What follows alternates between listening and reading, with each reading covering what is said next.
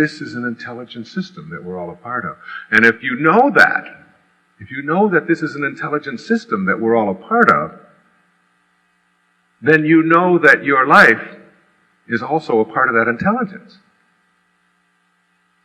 And that the same intelligence that flows through those planets and allows them to align and allows the galaxies to stay in place and allows us to move at thousands of miles per hour, which we're all doing right now, even though our senses tell us something different.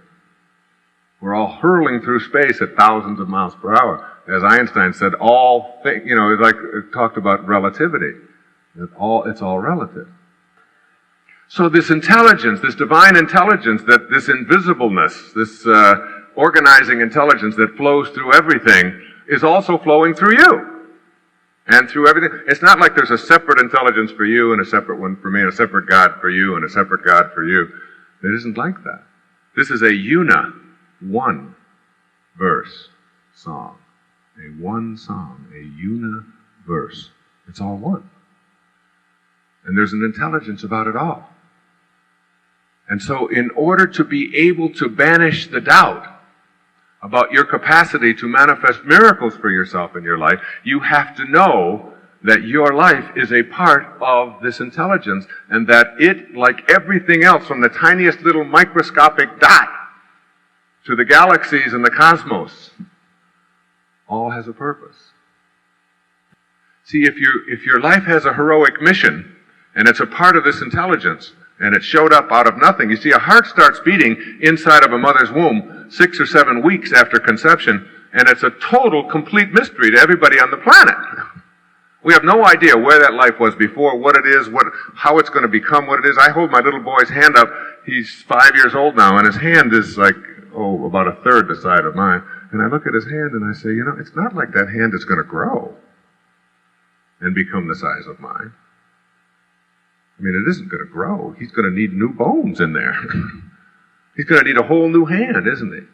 It isn't what he's got is just going to get bigger. That has to die, and it has to be replaced and replaced and replaced and replaced.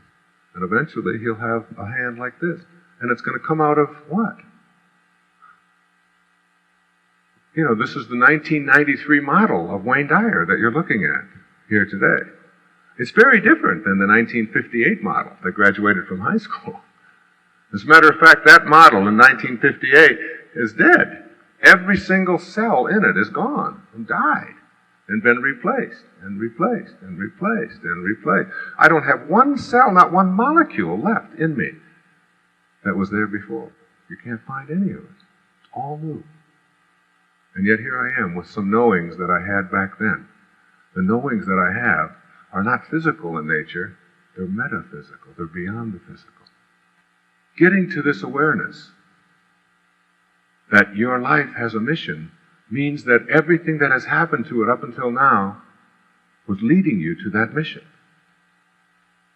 So that all of the people that you blame and all of the things that you think shouldn't have happened or wouldn't have happened or couldn't have happened, all of that is just a lot of nonsense. It all did.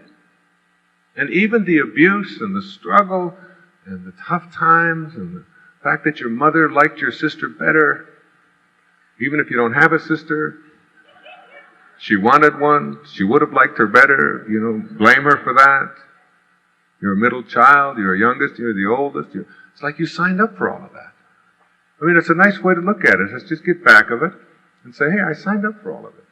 Even the abuse, even the tough things. I spent the first 10 years of my life in an orphanage.